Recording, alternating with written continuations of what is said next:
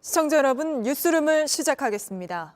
일요일인데도 확진자 수가 그닥 떨어지지 않으면서 또 한 번 일요일 발표 기준 최다 확진자 기록을 갈아치웠습니다. 위중증 환자 역시 역대 가장 많은 수가 집계되면서 900명대를 코앞에 두고 있습니다. 여기에 더해 오미크론까지 지역사회로 퍼져나가고 있죠. 그야말로 어느 때보다 방역의 고삐를 바짝 죄어야 하는 상황인데요. 우선 내일부터 백신 3차 접종, 부스터샷 예약이 시작되고 방역 패스가 본격적으로 적용됩니다. 그럼 먼저 내일부터 일상이 어떻게 바뀌는지 이지은 기자가 설명해 드립니다. 내일부터 식당에 갈 땐 반드시 방역 패스를 보여줘야 합니다. 백신 접종 완료일로부터 14일이 지났다는 증명서입니다. 식당뿐 아니라 카페와 학원, 영화관, 그리고 스터디 카페나 PC방 등에 갈 때도 반드시 필요합니다. 접종 증명서가 없다면 유전자 분석 PCR 음성 확인서가 있어야 합니다. 48시간이 경과한 날의 자정까지 인정됩니다.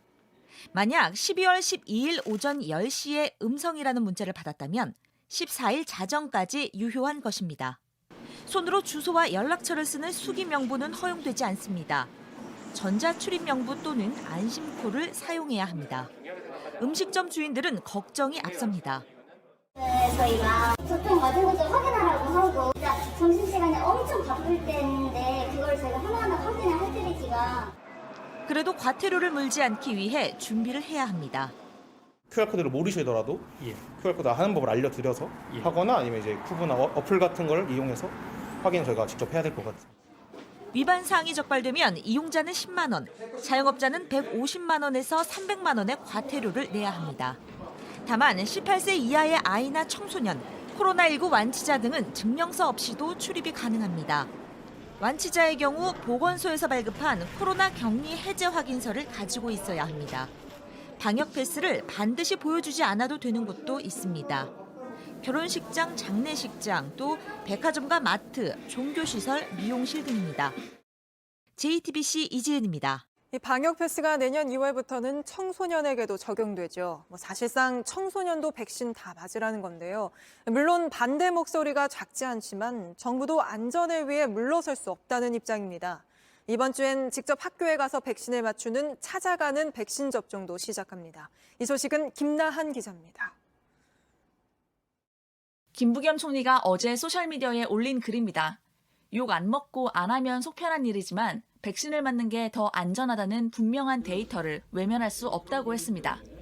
청소년 백신 접종을 둘러싼 논란이 있지만 내년 2월 청소년 방역 패스 도입은 꼭 필요하다는 방침입니다. 이에 앞서 찾아가는 백신 접종이 오는 15일 시작됩니다. 의료진이 각 학교로 직접 가서 청소년에게 백신을 접종해주는 겁니다. 유은혜 부총리는 오늘 청소년 백신 접종을 어떻게 보완할지를 놓고 복지부, 질병청과 논의했습니다. 구급차를 배치하는 등 접종 후 이상 반응을 철저하게 대비하겠다고 했습니다. 이미 백신을 다 맞은 18세 이상 성인들에 대한 3차 접종, 이른바 부스터샷도 내일부터 예약할 수 있습니다.